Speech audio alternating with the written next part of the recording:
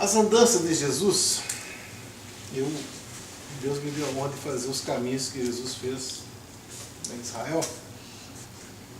E uma das coisas que eu percebi que ele caminhava era muito. Eu calculei, pelos trajetos que nós fizemos, justamente na Bíblia, ele caminhava de 30 a 40 km por dia, no sol escaldante, e o inverno frio, de noite é frio e perigoso, os bichos, né? Então eu observo assim que hoje o que nós fazemos não é nada perto do que Deus fez. Nada. Nessa situação, Jesus estava na missão. Estava na obra, e o Lázaro, Betânia, né, lá na aldeia de Betânia, Maria, sua irmã Marta, os Lázaro ficou doente. Muito amigo de Jesus, Jesus ficava hospedado na casa deles. Como é a casa aqui da Bíblia, jantavam juntos e tal, e ali ele ia na sua jornada. Maria, cujo irmão Lázaro estava enfermo, era a mesma que ungiu com bálsamo o Senhor. Enxugou os pés, os seus cabelos. Então ela chorou, ela se humilhou, o fariseu humilhou ela, dizendo que ela era pecadora, e Jesus trouxe salvação, a libertação, mandou que registrasse a sua história, porque ela fez um ato de consagração ao Senhor, enfim. Mandaram, pois, as irmãs de lá dizer a Jesus: Senhor, está enfermo aquele a quem amas. Então Jesus, ele tinha um amor profundo. Uma das coisas que mais faz criar amor por Deus, igreja, é quando você põe Jesus dentro da tua casa. Amém. Amém, Jesus. O louvor, o culto, abrir as portas para receber pessoas, para ministrar a palavra de Deus. No mundo espiritual há uma, eu podia dizer bênção, que é a palavra que a gente mais se encaixa, mas há uma abertura, porque se você observar o Evangelho, ele começou sendo pregado nas casas. Aleluia. Ele cresceu dentro das casas, e as pessoas indo de casa em casa. As eclésias, as igrejas surgiram bem posteriormente, nós bem sabemos disso. Mas se não houver o Evangelho dentro das casas, não acontecerá nas igrejas. Amém? Amém. E aqui você observe, Jesus amava aquele lugar. Ao receber a notícia, disse Jesus: essa enfermidade não é para a morte, e sim para a glória de Deus, a fim de que o Filho de Deus seja por ela glorificado. Enfermidades. Temos as enfermidades de morte, temos as enfermidades de glorificar Deus, temos as enfermidades de provar nossa fé, temos as enfermidades que nós precisamos nos manter firmes no Senhor para justificar também, até para que os outros vejam quem é Deus em nossa vida. E há algumas enfermidades que o apóstolo Paulo diz que para que eu não ficasse soberbo. Ele disse: eu repreendi, não houve cura, depois ele entendeu o que era uma enfermidade, eu digo assim, o limite do homem. Algumas enfermidades que nós temos, que a gente tem que tomar alguns remedinhos, alguns paliativos para se manter, e muitas vezes as pessoas, nas suas ufanismo de fé, acham que Deus tem que fazer tudo. Ele até faz quando é necessário, faz milagres quando é necessário, mas há algumas situações para que nós tenhamos limites. Nós somos seres humanos, aprender a depender de Deus. E essa dependência de Deus nos faz entender que nós temos nossos limites, nossos cuidados, e Paulo dizia que ele orou e não foi curado. E ele tinha que ter um limite, e Deus falou que para ele não ficar soberbo pelas revelações da palavra que ele tinha. Então eu sou um homem que hoje eu tomo medicamento. Mas eu sei, porque é o limite. Deus fez grandes milagres na minha vida, me curou de câncer, me ressuscitou, fez um monte de coisa. Só que eu tenho meus limites. Se ele me desse toda a abundância da saúde, com certeza eu poderia fazer algumas coisas erradas. Então Deus sabe, conhece-nos e sabe como trabalhar em cada um. Aleluia. A grandeza de Deus é essa, é detalhar nosso código genético e saber nossos limites. E o homem de Deus, ele deve entender isso na sua vida, qual é o limite dele, como que Deus trabalha, para que ele não fique soberbo e passe os limites da vida espiritual dele. Porque à medida que Deus dá, muito é cobrado. Então você tem que ter esse entendimento aí. Vamos lá um pouquinho mais. Amava Jesus a Marta e sua irmã e a Lázaro. Quando, pois, soube Lázaro que estava doente, demorou mais 2 dias no lugar onde estava. Então Jesus estava 2 dias de caminhada, provavelmente na Samaria, 100 quilômetros.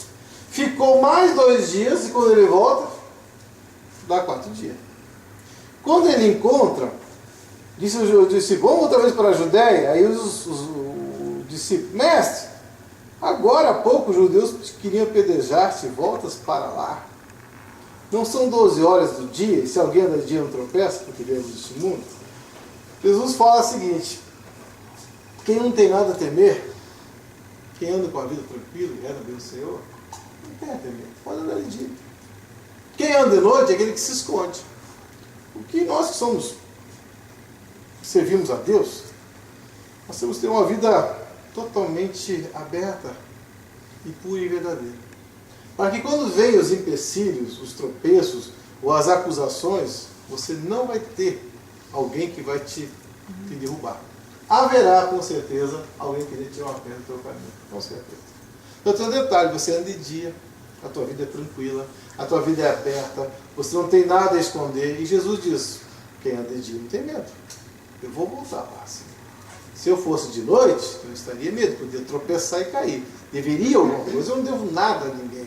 Eu quero dizer para a igreja, Paulo falou assim: não devemos dever nada a ninguém exceto o amor. Isso demonstra uma posição de caráter, porque uma das coisas que mais firma um cristão são a questão do caráter. Nós temos que dizer uma palavra não, não, sim, sim, e passar disso é do maligno. Então nós temos que ter lutar conosco mesmo para sempre prevalecer a verdade entre nós, mesmo que nós venhamos nascer numa situação de aquela cultura do Brasil de levar vantagem, de uma vez você sobressair uma situação, você acaba às vezes tendo que driblar situações. Mas eu costumo dizer aos irmãos que a verdade, mesmo no erro, é a melhor coisa perante Deus do que alguma coisa escondida que o diabo aí tem brecha para trabalhar. E uma verdade na presença de Deus, mesmo no erro, dizendo a verdade, Deus abençoa. Eu costumo dizer, se você errou, algum obreiro meu, diga a verdade, porque Deus vai te abençoar e vai ter o perdão de Deus. Amém. Se você mentir, com certeza você vai dar uma legalidade, Satanás vai puxar você, vai destruir a tua vida. Então ande de dia e não tenha medo. Amém? Porém falava com respeito à morte de Lázaro. E Jesus, quando chega lá, já fazia 4 dias. Também é um porquê desses 4 dias. Porque no mundo farisaico, nos saduceus, havia uma certa cultura que até o 3º dia a alma ficava no corpo. Então Jesus tinha que chegar aos 4 dias. Se chegasse o 3º dia, eles não iam acreditar no milagre.